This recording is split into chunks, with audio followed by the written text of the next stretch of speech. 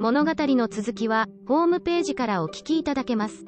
また、テキスト、MP3 ダウンロードも合わせてご利用ください。88thpp.com 88thpp.com Chapter 44. In which are continued the unheard of adventures of the INN. So loud, in fact, were the shouts of Don Quixote, that the landlord, opening the gate of the inn in all haste, came out in dismay, and ran to see who was uttering such cries, and those who were outside joined him. Maritornes, who had been by this time roused up by the same outcry, suspecting what it was, ran to the loft and, without anyone seeing her, untied the halter by which Don Quixote was suspended, and down he came to the ground in the sight of the landlord and the travelers, who approaching asked him what was the matter with him that he shouted so. He, without replying a word, took the rope off his wrist, and rising to his feet leapt upon Rocinante, braced his buckler on his arm, put his lance in rest, and making a considerable circuit of the plain came back at a half gallop, exclaiming, "Whoever shall say that I have been enchanted with just cause, provided my lady the Princess Micomicona grants me permission to do so, I give him the lie, challenge him and defy him to single combat." The newly arrived travelers were amazed at the words of Don Quixote, but the landlord removed their surprise by telling them who he was, and not to mind him as he was out of his senses. They then asked the landlord if by any chance a youth of about 15 years of age had come to that inn, one dressed like a muleteer, and of such and such an appearance, describing that of Doña Clara's lover.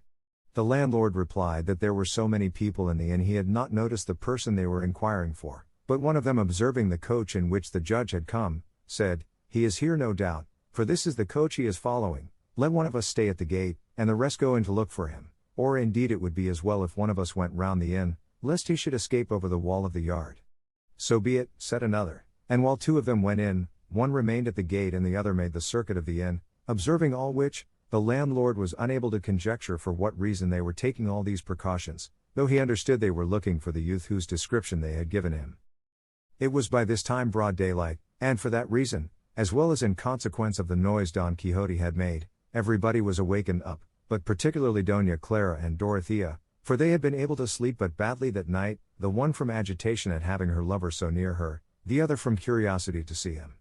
Don Quixote, when he saw that not one of the four travelers took any notice of him or replied to his challenge, was furious and ready to die with indignation and wrath, and if he could have found in the ordinances of chivalry that it was lawful for a knight-errant to undertake or engage in another enterprise, when he had plighted his word and faith not to involve himself in any until he had made an end of the one to which he was pledged, he would have attacked the whole of them, and would have made them return an answer in spite of themselves.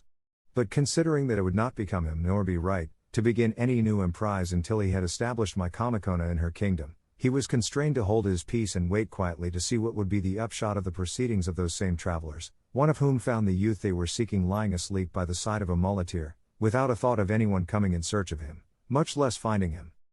The man laid hold of him by the arm, saying, "It becomes you well indeed, Señor Don Luis, to be in the dress you wear, and well the bed in which I find you agrees with the luxury in which your mother reared you."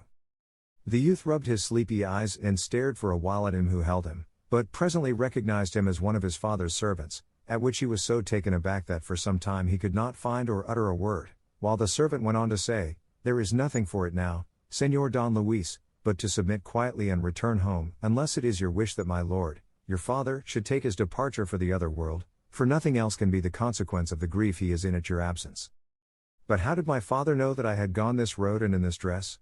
said Don Luis.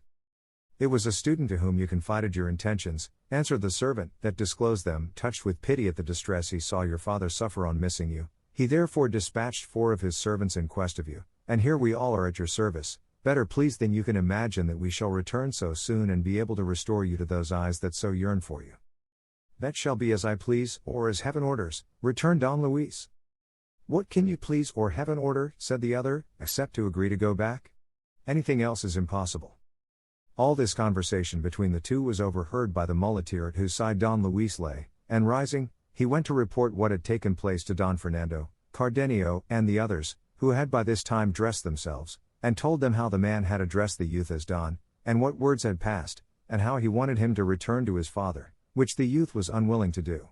With this, and what they already knew of the rare voice that heaven had bestowed upon him, they all felt very anxious to know more particularly who he was, and even to help him if it was attempted to employ force against him, so they hastened to where he was still talking and arguing with his servant.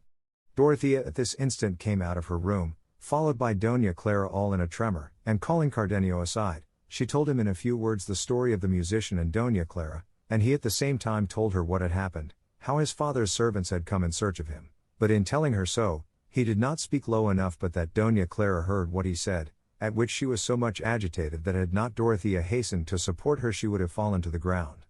Cardenio then bade Dorothea return to her room, as he would endeavor to make the whole matter right, and they did as he desired. All the four who had come in quest of Don Luis had now come into the inn and surrounded him, urging him to return and console his father at once and without a moment's delay. He replied that he could not do so on any account until he had concluded some business in which his life, honor, and heart were at stake. The servants pressed him, saying that most certainly they would not return without him, and that they would take him away whether he liked it or not. "You shall not do that," replied Don Luis, "unless you take me dead, though however you take me, it will be without life." By this time most of those in the inn had been attracted by the dispute, but particularly Cardenio, Don Fernando, his companions, the judge, the curate, the barber and Don Quixote, for he now considered there was no necessity for mounting guard over the castle any longer. Cardenio, being already acquainted with the young man's story, asked the men who wanted to take him away, what object they had in seeking to carry off this youth against his will. "Our object," said one of the four, "is to save the life of his father, who is in danger of losing it through this gentleman's disappearance." Upon this Don Luis exclaimed, "There is no need to make my affairs public here. I am free, and I will return if I please, and if not, none of you shall compel me."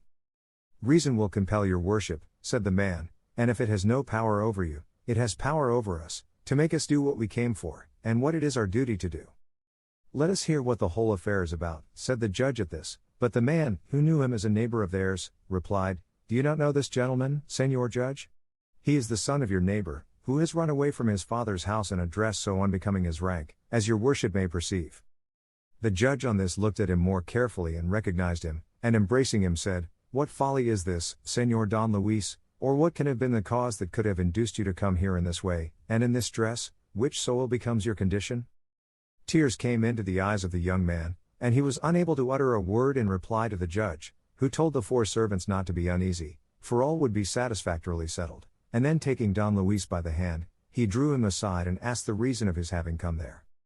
But while he was questioning him they heard a loud outcry at the gate of the inn, the cause of which was that two of the guests who had passed the night there, seeing everybody busy about finding out what it was the four men wanted, had conceived the idea of going off without paying what they owed, but the landlord, who minded his own affairs more than other people's, caught them going out of the gate and demanded his reckoning, abusing them for their dishonesty with such language that he drove them to reply with their fists, and so they began to lay on him in such a style that the poor man was forced to cry out and call for help. The landlady and her daughter could see no one more free to give aid than Don Quixote, and to him the daughter said, "Sir Knight, by the virtue God has given you, help my poor father, for two wicked men are beating him to a mummy." To which Don Quixote very deliberately and phlegmatically replied, "Fair damsel, at the present moment your request is inopportune, for I am debarred from involving myself in any adventure until I have brought to a happy conclusion one to which my word has pledged me, but that which I can do for you is what I will now mention. Run and tell your father to stand his ground as well as he can in this battle, and on no account to allow himself to be vanquished, while I go and request permission of the princess Micomicona to enable me to succor him in his distress, and if she grants it, rest assured I will relieve him from it." "Sinner that I am," exclaimed Maritornes, who stood by, "before you have got your permission my master will be in the other world." "Give me leave, Señora, to obtain the permission I speak of," returned Don Quixote, "and if I get it, it will matter very little if he is in the other world, for I will rescue him thence in spite of all the same world can do, or at any rate I will give you such a revenge over those who shall have sent him there that you will be more than moderately satisfied." And without saying anything more he went and knelt before Dorothea, requesting her highness in knightly and errant phrase to be pleased to grant him permission to aid and succor the castellan of that castle, who now stood in grievous jeopardy. The princess granted it graciously, and he at once, bracing his buckler on his arm and drawing his sword, hastened to the inn gate, where the two guests were still handling the landlord roughly, but as soon as he reached the spot he stopped short and stood still, though Maritornes and the landlady asked him why he hesitated to help their master and husband.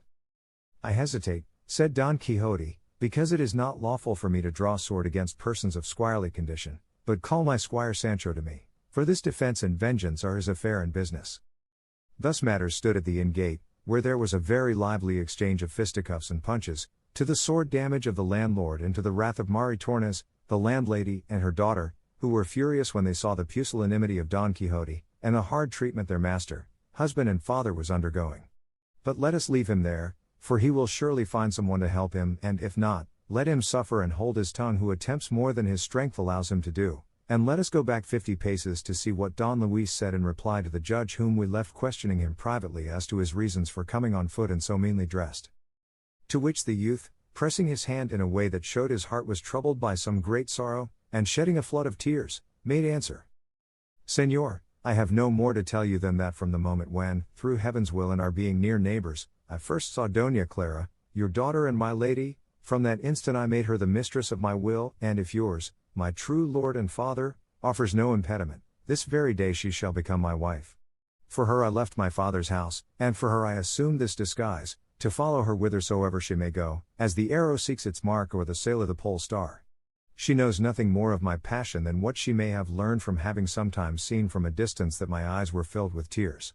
You know already, Señor, the wealth and noble birth of my parents, and that I am their sole heir. If this be a sufficient inducement for you to venture to make me completely happy, accept me at once as your son, for if my father, influenced by other objects of his own, should disapprove of this happiness I have sought for myself, time has more power to alter and change things, than human will.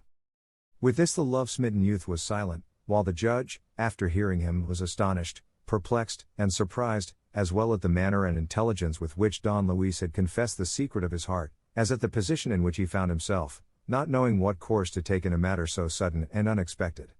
All the answer, therefore, he gave him was to bid him to make his mind easy for the present, and arrange with his servants not to take him back that day so that there might be time to consider what was best for all parties. Don Luis kissed his hands by force, nay, bathed them with his tears, in a way that would have touched a heart of marble, not to say that of the judge, who, as a shrewd man, had already perceived how advantageous the marriage would be to his daughter, though, were it possible, he would have preferred that it should be brought about with the consent of the father of Don Luis, who he knew looked for a title for his son. The guests had by this time made peace with the landlord, for, by persuasion and Don Quixote's fair words more than by threats, they had paid him what he demanded, and the servants of Don Luis were waiting for the end of the conversation with the judge and their master's decision, when the devil, who never sleeps, contrived that the barber, from whom Don Quixote had taken Mambrino's helmet and Sancho Panza the trappings of his ass in exchange for those of his own, should at this instant enter the inn, which said barber, as he led his ass to the stable, observed Sancho Panza engaged in repairing something or other belonging to the pack saddle, and the moment he saw it he knew it, and made bold to attack Sancho, exclaiming, Ho, sir thief, I have caught you. Hand over my basin and my pack saddle, and all my trappings that you robbed me of. Sancho, finding himself so unexpectedly assailed, and hearing the abuse poured upon him, seized the pack saddle with one hand, and with the other gave the barber a cuff that bathed his teeth in blood. The barber, however, was not so ready to relinquish the prize he had made in the pack saddle. On the contrary, he raised such an outcry that everyone in the inn came running to know what the noise and quarrel meant. Here, in the name of the king and justice, he cried, this thief and highwayman wants to kill me for trying to recover my property. You lie, said Sancho, I am no highwayman, it was in fair war my master Don Quixote won these spoils. Don Quixote was standing by at the time, highly pleased to see his squire's stoutness, both offensive and defensive, and from that time forth he reckoned him a man of mettle, and in his heart resolved to dub him a knight on the first opportunity that presented itself, feeling sure that the order of chivalry would be fittingly bestowed upon him. In the course of the altercation, among other things the barber said, Gentlemen, this pack saddle is mine as surely as I owe God a death, and I know it as well as if I had given birth to it, and here is my ass in the stable who will not let me lie, only try it, and if it does not fit him like a glove, call me a rascal, and what is more, the same day I was robbed of this, they robbed me likewise of a new brass basin, never yet handselled, that would fetch a crown any day.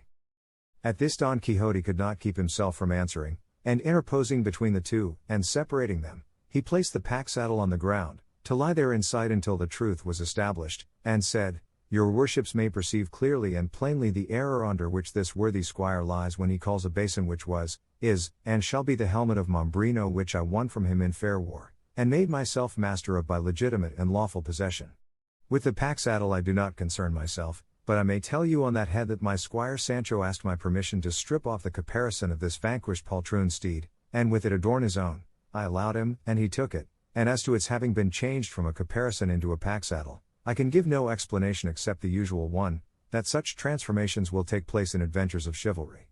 To confirm all which, run, Sancho my son, and fetch hither the helmet which this good fellow calls a basin. Egad, master, said Sancho, if we have no other proof of our case than what your worship puts forward, Mambrino's helmet is just as much a basin as this good fellow's caparison is a pack saddle. Do as I bid thee, said Don Quixote, it cannot be that everything in this castle goes by enchantment. Sancho hastened to where the basin was, and brought it back with him, and when Don Quixote saw it, he took hold of it and said, Your worships may see with what a face this squire can assert that this is a basin and not the helmet I told you of, and I swear by the order of chivalry I profess, that this helmet is the identical one I took from him, without anything added to or taken from it. There is no doubt of that, said Sancho, for from the time my master won it until now he has only fought one battle in it, when he let loose those unlucky men in chains, and if it had not been for this basin helmet he would not have come off over well that time, for there was plenty of stone throwing in that affair. Chapter 45. In which the doubtful question of Mambrino's helmet and the pack saddle is finally settled, with other adventures that occurred in truth and earnest. What do you think now, gentlemen, said the barber, of what these gentles say when they want to make out that this is a helmet? And whoever says the contrary, said Don Quixote, I will let him know he lies if he is a knight, and if he is a squire that he lies again 1,000 times. Our own barber, who was present at all this, and understood Don Quixote's humor so thoroughly, took it into his head to back up his delusion and carry on the joke for the general amusement, so addressing the other barber he said,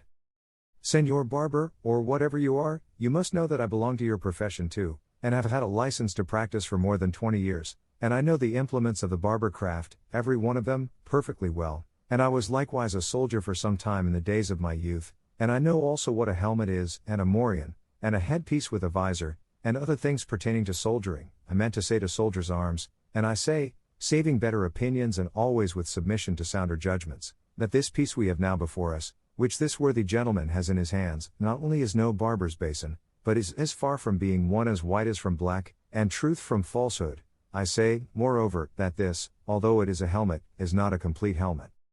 Certainly not, said Don Quixote, for half of it is wanting, that is to say the beaver. It is quite true, said the curate, who saw the object of his friend the barber, and Cardenio, Don Fernando and his companions agreed with him, and even the judge, if his thoughts had not been so full of Don Luis's affair, would have helped to carry on the joke, but he was so taken up with the serious matters he had on his mind that he paid little or no attention to these facetious proceedings. God bless me, exclaimed there but the barber at this, is it possible that such an honorable company can say that this is not a basin but a helmet? Why, this is a thing that would astonish a whole university, however wise it might be. That will do, if this basin is a helmet, why, then the pack saddle must be a horse's caparison, as this gentleman has said. To me it looks like a pack saddle, said Don Quixote, but I have already said that with that question I do not concern myself. As to whether it be pack saddle or caparison, said the curate, it is only for Señor Don Quixote to say, for in these matters of chivalry all these gentlemen and I bow to his authority. By God, gentlemen, said Don Quixote, so many strange things have happened to me in this castle on the 2 occasions on which I have sojourned in it, that I will not venture to assert anything positively in reply to any question touching anything it contains, for it is my belief that everything that goes on within it goes by enchantment. The first time, an enchanted Moor that there is in it gave me sore trouble, nor did Sancho fare well among certain followers of his, and last night I was kept hanging by this arm for nearly 2 hours, without knowing how or why I came by such a mishap. So that now, for me to come forward to give an opinion in such a puzzling matter, would be to risk a rash decision. As regards the assertion that this is a basin and not a helmet I have already given an answer, but as to the question whether this is a pack saddle or a caparison I will not venture to give a positive opinion, but will leave it to your worship's better judgment. Perhaps as you are not dubbed knights like myself, the enchantments of this place have nothing to do with you, and your faculties are unfettered, and you can see things in this castle as they really and truly are, and not as they appear to me. There can be no question, said Don Fernando on this, but that Señor Don Quixote has spoken very wisely, and that with us rests the decision of this matter, and that we may have surer ground to go on, I will take the votes of the gentlemen in secret, and declare the result clearly and fully. To those who were in on the secret of Don Quixote's humor all this afforded great amusement, but to those who knew nothing about it, it seemed the greatest nonsense in the world, in particular to the 4 servants of Don Luis, as well as to Don Luis himself, and to 3 other travelers who had by chance come to the inn, and had the appearance of officers of the Holy Brotherhood, as indeed they were, but the one who above all was at his wits' end was the barber whose basin, there before his very eyes, had been turned into Mombrino's helmet, and whose pack-saddle he had no doubt whatever was about to become a rich caparison for a horse. All laughed to see Don Fernando going from one to another collecting the votes, and whispering to them to give him their private opinion whether the treasure over which there had been so much fighting was a pack-saddle or a caparison. But after he had taken the votes of those who knew Don Quixote, he said aloud, "The fact is, my good fellow, that I am tired collecting such a number of opinions, for I find that there is not one of whom I ask what I desire to know, who does not tell me that it is absurd to say that this is the pack-saddle of an ass, and not the caparison of a horse, nay, of a thoroughbred horse. So you must submit, for, in spite of you and your ass, this is a caparison and no pack-saddle, and you have stated and proved your case very badly." "May I never share heaven," said the poor barber, "if your worships are not all mistaken, and may my soul appear before God as that appears to me a pack-saddle and not a caparison. But, laws go comma I say no more, and indeed I am not drunk, for I am fasting, except it be from sin." The simple talk of the barber did not afford less amusement than the absurdities of Don Quixote, who now observed, "There is no more to be done now than for each to take what belongs to him, and to whom God has given it, may Saint Peter add his blessing."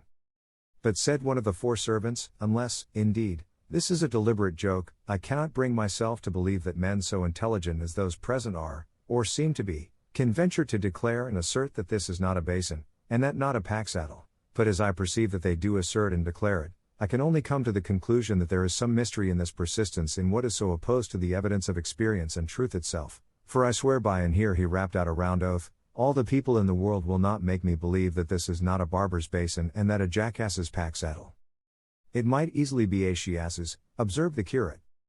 "It is all the same," said the servant, "that is not the point, but whether it is or is not a pack-saddle, as your worships say." On hearing this, one of the newly arrived officers of the Brotherhood, who had been listening to the dispute and controversy, unable to restrain his anger and impatience, exclaimed, "It is a pack-saddle as sure as my father is my father, and whoever has said or will say anything else must be drunk." "You lie like a rascally clown," returned Don Quixote, and lifting his pike, which he had never let out of his hand, he delivered such a blow at his head that, had not the officer dodged it, it would have stretched him at full length. The pike was shivered in pieces against the ground, and the rest of the officers, seeing their comrade assaulted, raised a shout, calling for help for the Holy Brotherhood.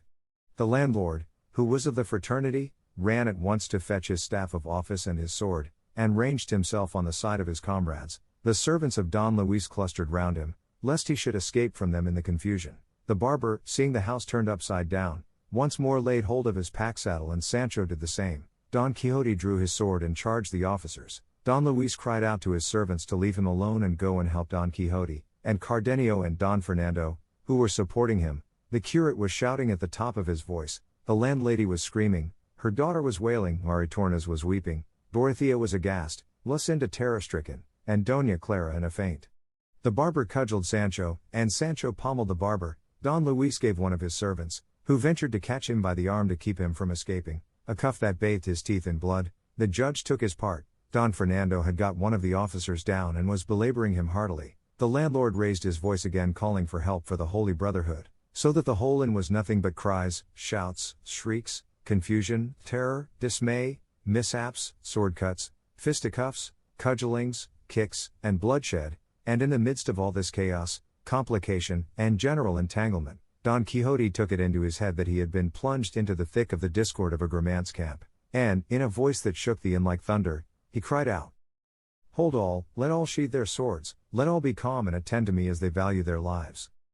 All paused at his mighty voice, and he went on to say, "Did I not tell you, sirs, that this castle was enchanted, and that a legion or so of devils dwelt in it? In proof whereof I call upon you to behold with your own eyes how the discord of a Grammant's camp has come hither, and been transferred into the midst of us. See how they fight, there for the sword, here for the horse, on that side for the eagle, on this for the helmet. We are all fighting, and all at cross purposes. Come then, you, Señor Judge, and you, Señor Curate, let the one represent King Agramant and the other King Sobrino, and make peace among us, for by God Almighty it is a sorry business that so many persons of quality as we are should slay one another for such trifling cause." The officers, who did not understand Don Quixote's mode of speaking, and found themselves roughly handled by Don Fernando, Cardenio, and their companions, were not to be appeased. The barber was, however, for both his beard and his pack saddle were the worse for the struggle. Sancho like a good servant obeyed the slightest word of his master, while the 4 servants of Don Luis kept quiet when they saw how little they gained by not being so. The landlord alone insisted upon it that they must punish the insolence of this madman, who at every turn raised a disturbance in the inn, but at length the uproar was stilled for the present. The pack saddle remained a caparison till the day of judgment, and the basin a helmet and the inn a castle in Don Quixote's imagination. All having been now pacified and made friends by the persuasion of the judge and the curate, the servants of Don Luis began again to urge him to return with them at once, and while he was discussing the matter with them, the judge took counsel with Don Fernando, Cardenio, and the curate as to what he ought to do in the case, telling them how it stood, and what Don Luis had said to him. It was agreed at length that Don Fernando should tell the servants of Don Luis who he was, and that it was his desire that Don Luis should accompany him to Andalusia, where he would receive from the Marquis his brother the welcome his quality entitled him to, for, otherwise, it was easy to see from the determination of Don Luis that he would not return to his father at present, though they tore him to pieces. On learning the rank of Don Fernando and the resolution of Don Luis, the 4 then settled it between themselves that 3 of them should return to tell his father how matters stood, and that the other should remain to wait upon Don Luis, and not leave him until they came back for him, or his father's orders were known. Thus by the authority of Agramant and the wisdom of King Sobrino all this complication of disputes was arranged, but the enemy of concord and hater of peace, feeling himself slighted and made a fool of, and seeing how little he had gained after having involved them all in such an elaborate entanglement, resolved to try his hand once more by stirring up fresh quarrels and disturbances.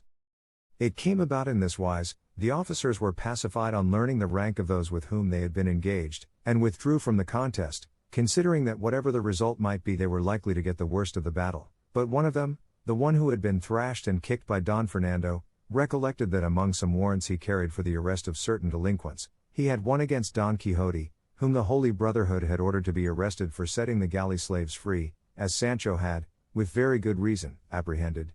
Suspecting how it was, then, he wished to satisfy himself as to whether Don Quixote's features corresponded, and taking a parchment out of his bosom he lit upon what he was in search of, and setting himself to read it deliberately, for he was not a quick reader, as he made out each word he fixed his eyes on Don Quixote, and went on comparing the description in the warrant with his face, and discovered that beyond all doubt he was the person described in it.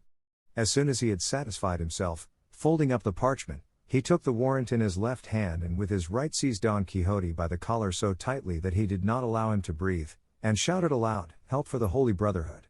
And that you may see I demanded in earnest, read this warrant which says this highwayman is to be arrested." The curate took the warrant and saw that what the officer said was true, and that it agreed with Don Quixote's appearance, who, on his part, when he found himself roughly handled by this rascally clown, worked up to the highest pitch of wrath, and all his joints cracking with rage, with both hands seized the officer by the throat with all his might, so that had he not been helped by his comrades he would have yielded up his life ere Don Quixote released his hold. The landlord, who had perforce to support his brother officers, ran at once to aid them. The landlady, when she saw her husband engaged in a fresh quarrel, lifted up her voice afresh, and its note was immediately caught up by Maritornes and her daughter, calling upon heaven and all present for help, and Sancho, seeing what was going on, exclaimed, "By the Lord, it is quite true what my master says about the enchantments of this castle, for it is impossible to live an hour in peace in it." Don Fernando parted the officer and Don Quixote, and to their mutual contentment made them relax the grip by which they held, the one the coat collar, the other the throat of his adversary. For all this, however, the officers did not cease to demand their prisoner and call on them to help, and deliver him over bound into their power, as was required for the service of the king and of the Holy Brotherhood, on whose behalf they again demanded aid and assistance to effect the capture of this robber and footpad of the highways. Don Quixote smiled when he heard these words, and said very calmly, "Come now, base, ill-born brood, call ye it highway robbery to give freedom to those in bondage, to release the captives, to succor the miserable, to raise up the fallen, to relieve the needy? Infamous beings, who by your vile groveling intellects deserve that heaven should not make known to you the virtue that lies in knight-errantry, or show you the sin and ignorance in which ye lie when ye refuse to respect the shadow, not to say the presence, of any knight-errant. Come now, band, not of officers, but of thieves, footpads with the license of the Holy Brotherhood, tell me who was the ignoramus who signed a warrant of arrest against such a knight as I am? Who was he that did not know that knights-errant are independent of all jurisdictions, that their law is their sword, their charter their prowess, and their edicts their will? Who, I say again, was the fool that knows not that there are no letters patent of nobility that confer such privileges or exemptions as a knight errant acquires the day he is dubbed a knight, and devotes himself to the arduous calling of chivalry? What knight errant ever paid poll tax, duty, queen's pin money, king's dues, toll or ferry? What tailor ever took payment of him for making his clothes? What castellan that received him in his castle ever made him pay his shot? What king did not seat him at his table? What damsel was not enamored of him and did not yield herself up wholly to his will and pleasure? And, lastly, what knight errant has there been, is there, or will there ever be in the world, not bold enough to give, single-handed, 400 cudgellings to 400 officers of the Holy Brotherhood if they come in his way? Chapter 46. Of the end of the notable adventure of the officers of the Holy Brotherhood, and of the great ferocity of our worthy knight, Don Quixote. While Don Quixote was talking in this strain, the curate was endeavoring to persuade the officers that he was out of his senses, as they might perceive by his deeds and his words, and that they need not press the matter any further, for even if they arrested him and carried him off, they would have to release him by and by as a madman, to which the holder of the warrant replied that he had nothing to do with inquiring into Don Quixote's madness, but only to execute his superior's orders, and that once taken they might let him go 300 times if they liked. For all that, said the curate, you must not take him away this time, nor will he, it is my opinion, let himself be taken away. In short, the curate used such arguments, and Don Quixote did such mad things, that the officers would have been more mad than he was if they had not perceived his want of wits, and so they thought it best to allow themselves to be pacified, and even to act as peacemakers between the barber and Sancho Panza, who still continued their altercation with much bitterness. In the end they, as officers of justice, settled the question by arbitration in such a manner that both sides were, if not perfectly contented, at least to some extent satisfied, for they changed the pack saddles, but not the girths or headstalls, and as to Mombrino's helmet, the curate, under the rose and without Don Quixote's knowing it, paid 8 reals for the basin, and the barber executed a full receipt and engagement to make no further demand then or thenceforth for evermore. Amen. These two disputes, which were the most important and gravest, being settled, it only remained for the servants of Don Luis to consent that 3 of them should return while one was left to accompany him whither Don Fernando desired to take him, and good luck and better fortune, having already begun to solve difficulties and remove obstructions in favor of the lovers and warriors of the inn, were pleased to persevere and bring everything to a happy issue, for the servants agreed to do as Don Luis wished, which gave Doña Clara such happiness that no one could have looked into her face just then without seeing the joy of her heart. Zoraida, though she did not fully comprehend all she saw, was grave or gay without knowing why, as she watched and studied the various countenances, but particularly her Spaniards, whom she followed with her eyes and clung to with her soul. The gift and compensation which the curate gave the barber had not escaped the landlord's notice, and he demanded Don Quixote's reckoning, together with the amount of the damage to his wineskins, and the loss of his wine, swearing that neither Rocinante nor Sancho's ass should leave the inn until he had been paid to the very last farthing.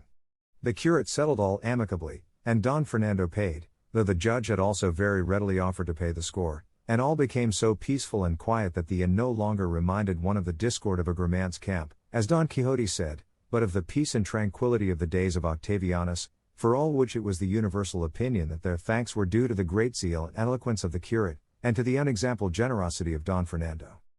Finding himself now clear and quit of all quarrels, his squires as well as his own, Don Quixote considered that it would be advisable to continue the journey he had begun, and bring to a close that great adventure for which he had been called and chosen, and with this high resolve he went and knelt before Dorothea, who, however, would not allow him to utter a word until he had risen, so to obey her he rose, and said, "It is a common proverb, fair lady, that diligence is the mother of good fortune, and experience has often shown in important affairs that the earnestness of the negotiator brings the doubtful case to a successful termination, but in nothing does this truth show itself more plainly than in war, where quickness and activity forestall the devices of the enemy, and win the victory before the foe has time to defend himself.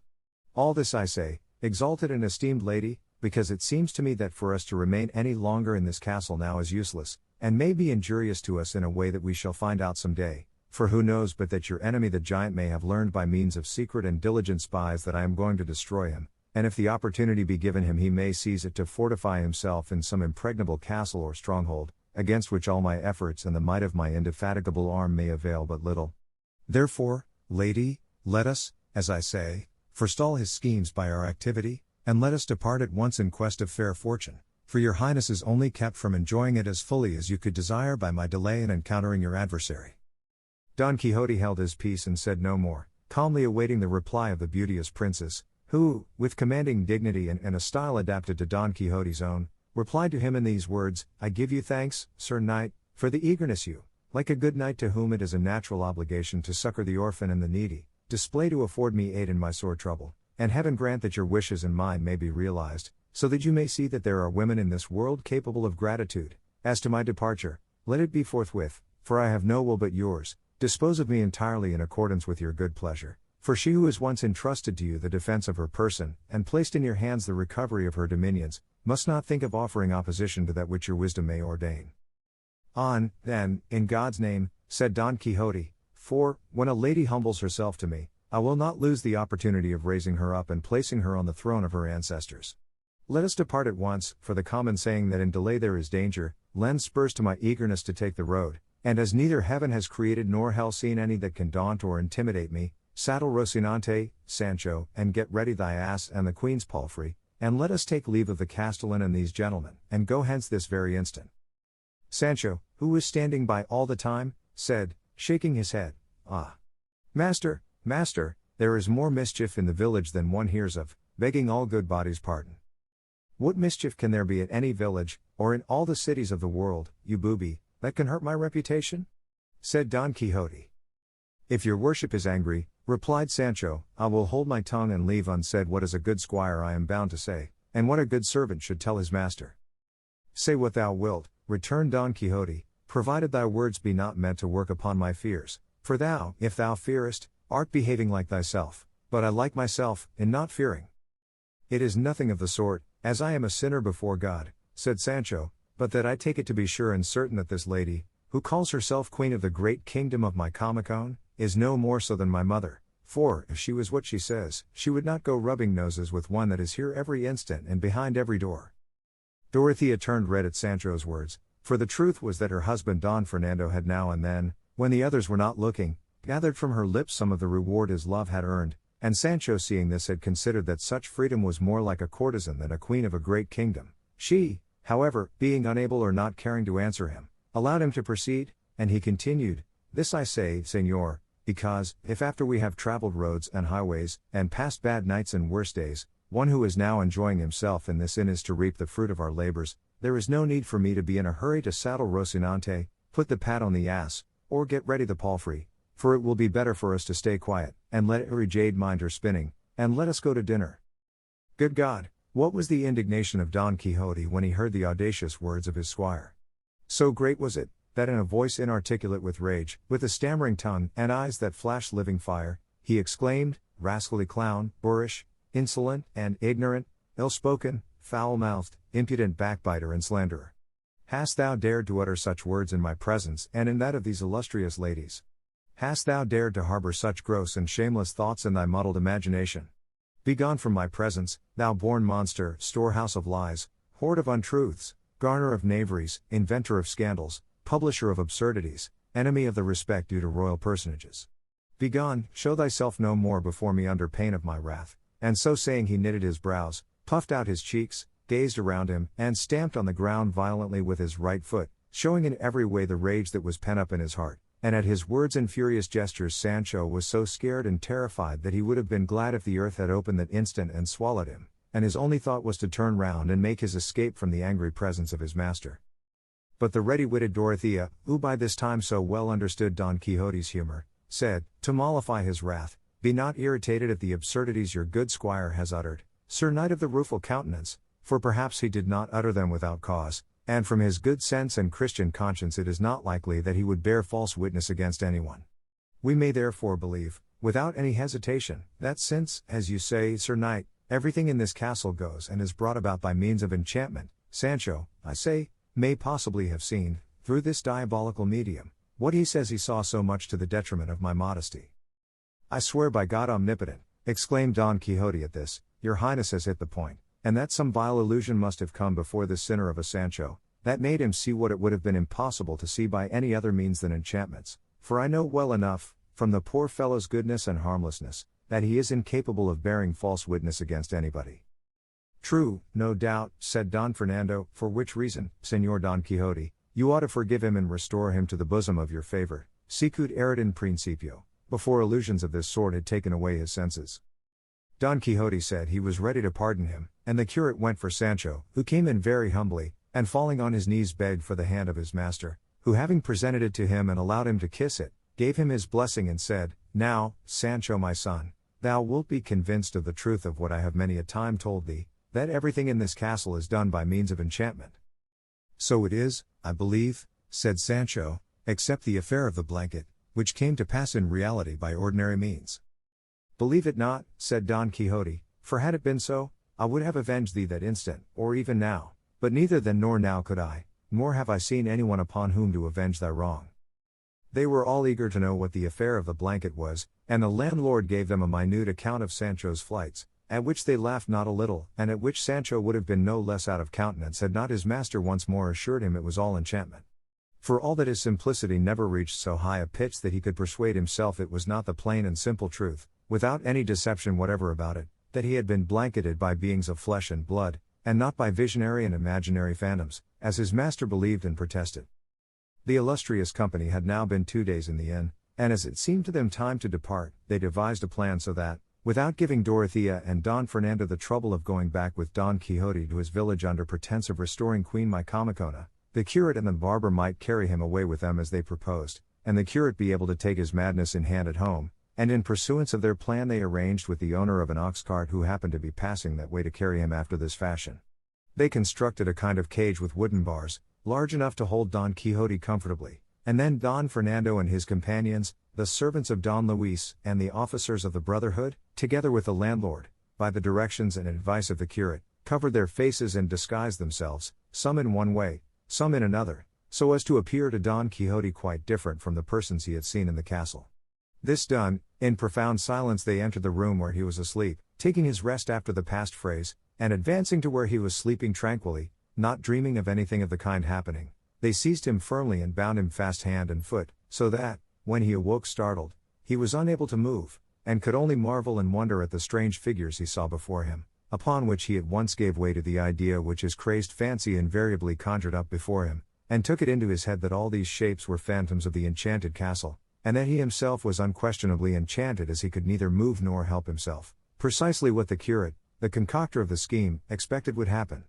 Of all that were there Sancho was the only one who was at once in his senses and in his own proper character, and he, though he was within very little of sharing his master's infirmity, did not fail to perceive who all these disguised figures were, but he did not dare to open his lips until he saw what came of this assault and capture of his master, nor did the latter utter a word, waiting to the upshot of his mishap, which was that bringing in the cage, they shut him up in it and nailed the bars so firmly that they could not be easily burst open.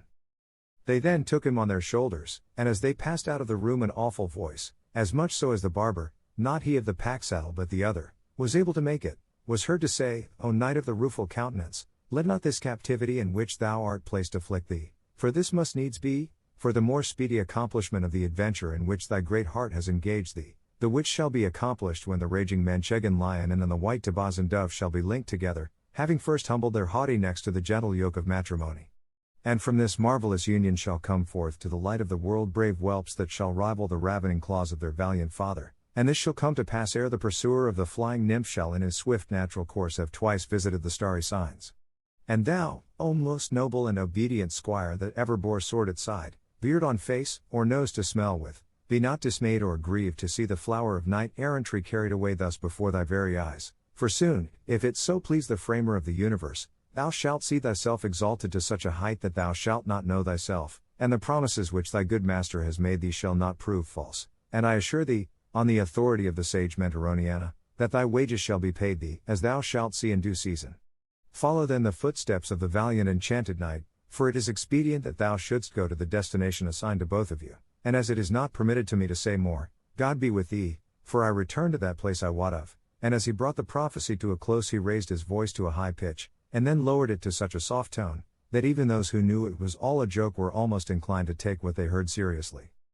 Don Quixote was comforted by the prophecy he heard, for he at once comprehended its meaning perfectly, and perceived it was promised to him that he should see himself united in holy and lawful matrimony with his beloved Dulcinea del Toboso, from whose blessed womb should proceed the whelps, his sons, to the eternal glory of La Mancha, and being thoroughly and firmly persuaded of this, he lifted up his voice, and with a deep sigh exclaimed, O thou, whoever thou art, who hast foretold me so much good, I implore of thee that on my part thou entreat that sage enchanter who takes charge of my interests, that he leave me not to perish in this captivity in which they are now carrying me away, ere I see fulfilled promises so joyful and incomparable as those which have been now made me, for, let this but come to pass, and I shall glory in the pains of my prison, find comfort in these chains wherewith they bind me, and regard this bed whereon they stretch me, not as a hard battlefield, but as a soft and happy nuptial couch. And touching the consolation of Sancho Panza, my squire, I rely upon his goodness and rectitude that he will not desert me in good or evil fortune,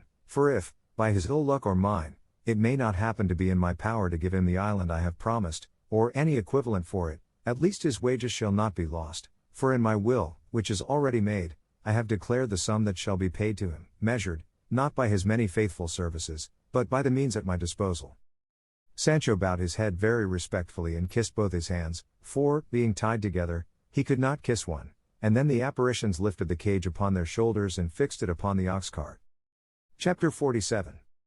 Of the strange manner in which Don Quixote of La Mancha was carried away enchanted, together with other remarkable incidents.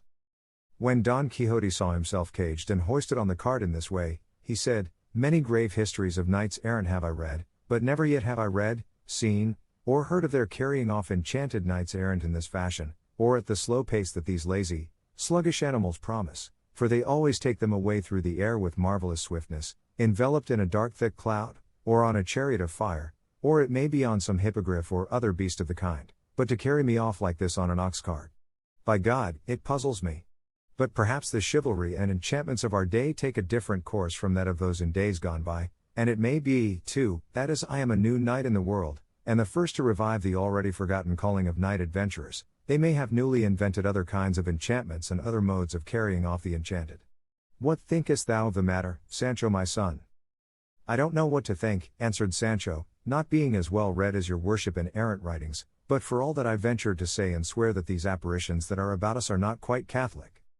Catholic, said Don Quixote. Father of me! How can they be Catholic when they are all devils that have taken fantastic shapes to come and do this, and bring me to this condition? And if thou wouldst prove it, touch them, and feel them, and thou wilt find they have only bodies of air, and no consistency except in appearance. By God, master, returned Sancho, I have touched them already, and that devil, that goes about there so busily, has firm flesh, and another property very different from what I have heard say devils have, for by all accounts they all smell of brimstone and other bad smells, but this one smells of ember half a league off. Sancho was here speaking of Don Fernando, who, like a gentleman of his rank, was very likely perfumed as Sancho said. Marvel not at that, Sancho my friend, said Don Quixote, for let me tell thee devils are crafty, and even if they do carry odors about with them, they themselves have no smell, because they are spirits, or, if they have any smell, they cannot smell of anything sweet, but of something foul and fetid, and the reason is that as they carry hell with them wherever they go, and can get no ease whatever from their torments, and as a sweet smell is a thing that gives pleasure and enjoyment, it is impossible that they can smell sweet, if, then, this devil thou speakest of seems to thee to smell of amber, either that thou art deceiving thyself, or he wants to deceive thee by making thee fancy he is not a devil. Such was the conversation that passed between master and man, and Don Fernando and Cardenio, apprehensive of Sancho's making a complete discovery of their scheme, towards which he had already gone some way, resolved to hasten their departure, and calling the landlord aside, they directed him to saddle Rocinante and put the pack saddle on Sancho's ass, which he did with great alacrity. In the meantime the curate had made an arrangement with the officers that they should bear them company as far as his village, he paying them so much a day. Cardenio hung the buckler on one side of the bow of Rocinante's saddle and the basin on the other, and by signs commanded Sancho to mount his ass and take Rocinante's bridle, and at each side of the cart he placed 2 officers with their muskets, but before the cart was put in motion, out came the landlady and her daughter and Maritornes to bid Don Quixote farewell, pretending to weep with grief at his misfortune, and to them Don Quixote said, Weep not, good ladies, for all these mishaps are the lot of those who follow the profession I profess, and if these reverses did not befall me I should not esteem myself a famous knight-errant, for such things never happen to knights of little renown and fame, because nobody in the world thinks about them, to valiant knights they do, for these are envied for their virtue and valor by many princes and other knights who compass the destruction of the worthy by base means. Nevertheless, virtue is of herself so mighty, that, in spite of all the magic that Zoroaster, its first inventor, knew, she will come victorious out of every trial, and shed her light upon the earth as the sun does upon the heavens. Forgive me, fair ladies, if, through inadvertence, I have not offended you, for intentionally and wittingly I have never done so to any, and pray to God that he deliver me from this captivity to which some malevolent enchanter has consigned me, and should I find myself released therefrom, the favors that ye have bestowed upon me in this castle shall be held in memory by me, that I may acknowledge, recognize, and requite them as they deserve. While this was passing between the ladies of the castle and Don Quixote, the curate and the barber bade farewell to Don Fernando and his companions, to the captain, his brother, and the ladies, now all made happy, and in particular to Dorothea and Lucinda.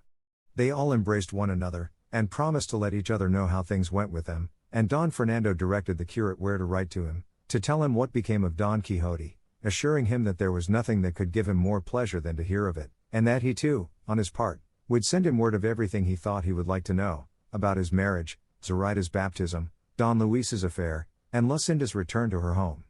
The curate promised to comply with his request carefully, and they embraced once more, and renewed their promises. The landlord approached the curate and handed him some papers, saying he had discovered them in the lining of the valise in which the novel of the ill-advised curiosity had been found, and that he might take them all away with him as their owner had not since returned, for, as he could not read, he did not want them himself. The curate thanked him, and opening them he saw at the beginning of the manuscript the words, Novel of Rinconete and Cortadillo, by which he perceived that it was a novel, and as that of the ill-advised curiosity had been good he concluded this would be so too, as they were both probably by the same author, so he kept it, intending to read it when he had an opportunity. He then mounted and his friend the barber did the same, both masked, so as not to be recognized by Don Quixote, and set out following in the rear of the cart. The order of march was this: first went the cart with the owner leading it, at each side of it marched the officers of the Brotherhood, as has been said, with their muskets, then followed Sancho Panza on his ass, leading Rocinante by the bridle, and behind all came the curate and the barber on their mighty mules, with faces covered, as aforesaid, and a grave and serious air, measuring their pace to suit the slow steps of the oxen. Don Quixote was seated in the cage, with his hands tied and his feet stretched out, leaning against the bars as silent and as patient as if he were a stone statue and not a man of flesh. Thus slowly and silently they made, it might be, 2 leagues, until they reached a valley which the carter thought a convenient place for resting and feeding his oxen, and he said so to the curate, but the barber was of opinion that they ought to push on a little farther, as at the other side of a hill which appeared close by he knew there was a valley that had more grass and much better than the one where they proposed to halt, and his advice was taken and they continued their journey.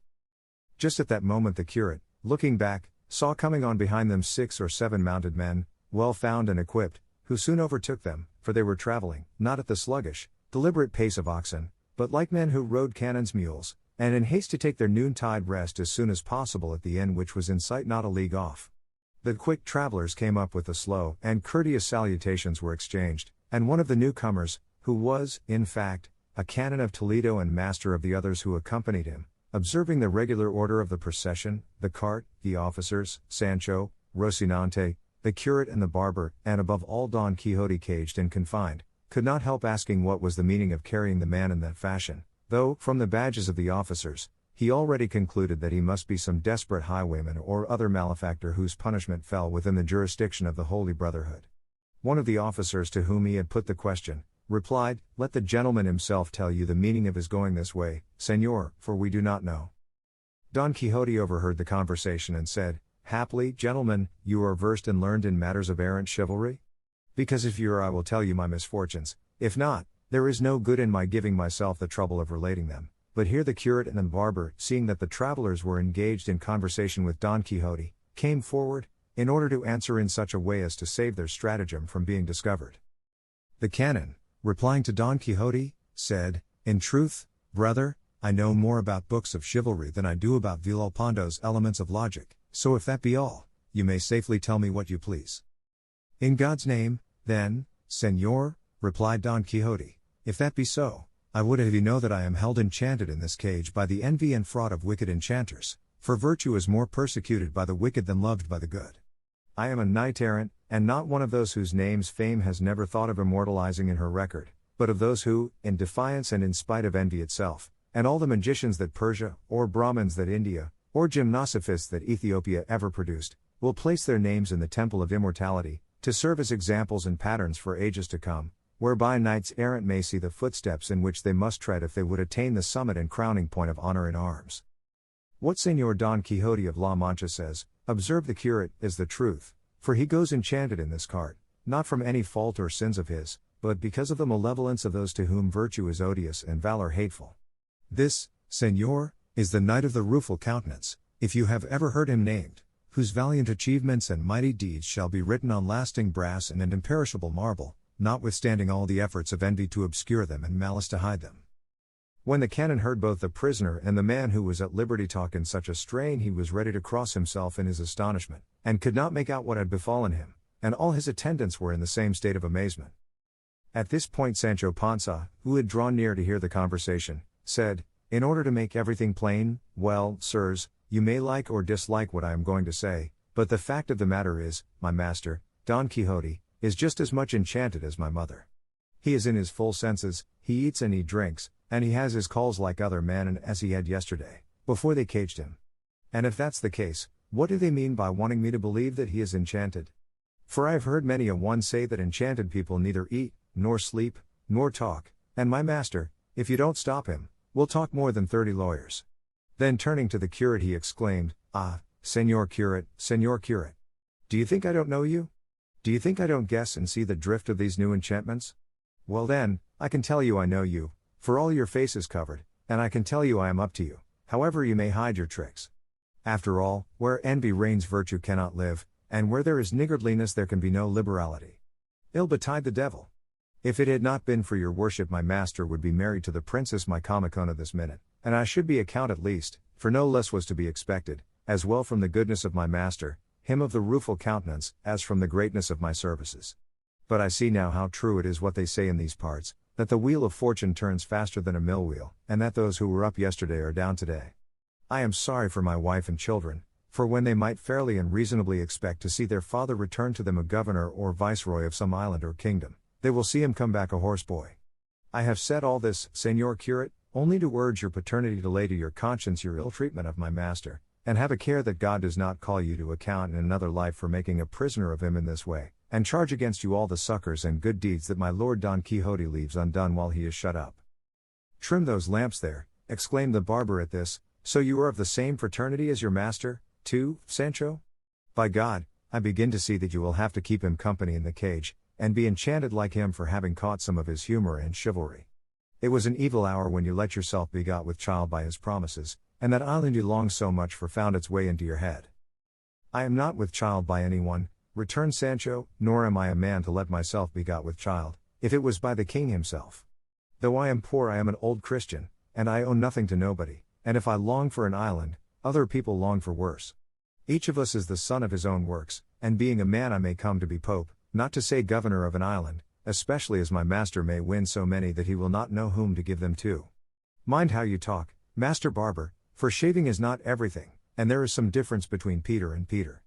I say this because we all know one another, and it will not do to throw false dice with me, and as to the enchantment of my master, God knows the truth, leave it as it is, it only makes it worse to stir it. The barber did not care to answer Sancho lest by his plain speaking he should disclose what the curate and he himself were trying so hard to conceal, and under the same apprehension the curate had asked the canon to ride on a little in advance, so that he might tell him the mystery of this man in the cage, and other things that would amuse him. The canon agreed, and going on ahead with his servants, listened with attention to the account of the character, life, madness, and ways of Don Quixote, given him by the curate, who described to him briefly the beginning and origin of his craze, and told him the whole story of his adventures up to his being confined in the cage, together with the plan they had of taking him home to try if by any means they could discover a cure for his madness. The canon and his servants were surprised anew when they heard Don Quixote's strange story, and when it was finished he said, "To tell the truth, Señor Curate, I for my part consider what they call books of chivalry to be mischievous to the state, and though, led by idle and false taste, I have read the beginnings of almost all that have been printed, I never could manage to read any one of them from beginning to end, for it seems to me they are all more or less the same thing, and one has nothing more in it than another, this no more than that. And in my opinion this sort of writing and composition is of the same species as the fables they call the Milesian, nonsensical tales that aim solely at giving amusement and not instruction, exactly the opposite of the apologue fables which amuse and instruct at the same time. And though it may be the chief object of such books to amuse, I do not know how they can succeed, when they are so full of such monstrous nonsense. For the enjoyment the mind feels must come from the beauty and harmony which it perceives or contemplates in the things that the eye or the imagination brings before it, and nothing that has any ugliness or disproportion about it can give any pleasure. What beauty, then, or what proportion of the parts to the whole, or of the whole to the parts, can there be in a book or fable where a lad of 16 cuts down a giant as tall as a tower and makes two halves of him as if he was an almond cake? And when they want to give us a picture of a battle, after having told us that there are 1,000,000 of combatants on the side of the enemy, let the hero of the book be opposed to them, and we have perforce to believe, whether we like it or not, that the said knight wins the victory by the single might of his strong arm. And then, what shall we say of the facility with which a born queen or empress will give herself over into the arms of some unknown wandering knight? What mind, that is not wholly barbarous and uncultured, can find pleasure in reading of how a great tower full of knights sails away across the sea like a ship with a fair wind, and will be tonight in Lombardy and tomorrow morning in the land of Prester John of the Indies, or some other that Ptolemy never described nor Marco Polo saw? And if, in answer to this, I am told that the authors of books of the kind write them as fiction, and therefore are not bound to regard niceties of truth, I would reply that fiction is all the better the more it looks like truth, and gives the more pleasure the more probability and possibility there is about it. Plots in fiction should be wedded to the understanding of the reader, and be constructed in such a way that, reconciling impossibilities, smoothing over difficulties, keeping the mind on the alert, they may surprise, interest, divert, and entertain, so that wonder and delight joined may keep pace one with the other, all which he will fail to effect who shuns verisimilitude and truth to nature, wherein lies the perfection of writing. I have never yet seen any book of chivalry that puts together a connected plot complete in all its numbers, so that the middle agrees with the beginning, and the end with the beginning and middle. On the contrary, they construct them with such a multitude of members that it seems as though they meant to produce a chimera or monster rather than a well-proportioned figure. And besides all this they are harsh in their style, incredible in their achievements, licentious in their amours, uncouth in their courtly speeches, prolix in their battles, silly in their arguments, absurd in their travels, and, in short, wanting in everything like intelligent art, for which reason they deserve to be banished from the Christian commonwealth as a worthless breed.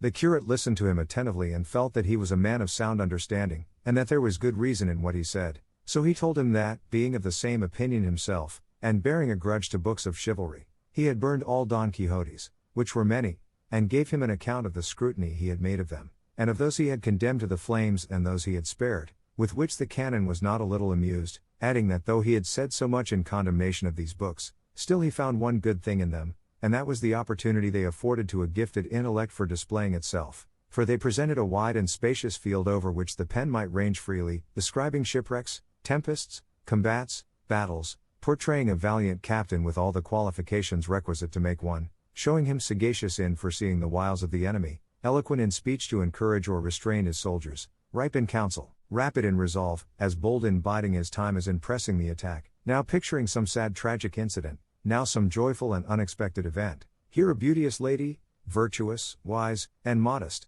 there a Christian knight, brave and gentle, here a lawless, barbarous braggart, there a courteous prince, gallant and gracious, setting forth the devotion and loyalty of vassals, the greatness and generosity of nobles.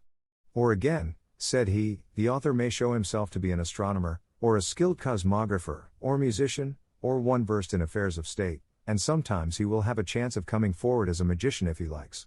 He can set forth the craftiness of Ulysses, the piety of Aeneas, the valor of Achilles, the misfortunes of Hector, the treachery of Sinon, the friendship of Euryalus, the generosity of Alexander, the boldness of Caesar, the clemency and truth of Trajan, the fidelity of Zopyrus, the wisdom of Cato, and in short all the faculties that serve to make an illustrious man perfect, now uniting them in one individual, again distributing them among many, and if this be done with charm of style and genius invention, aiming at the truth as much as possible, he will assuredly weave a web of bright and varied threads that, when finished, will display such perfection and beauty that it will attain the worthiest object any writing can seek, which, as I said before, is to give instruction and pleasure combined, for the unrestricted range of these books enables the author to show his powers, epic, lyric, tragic, or comic, and all the moods the sweet and winning arts of poesy and oratory are capable of, for the epic may be written in prose just as well as in verse.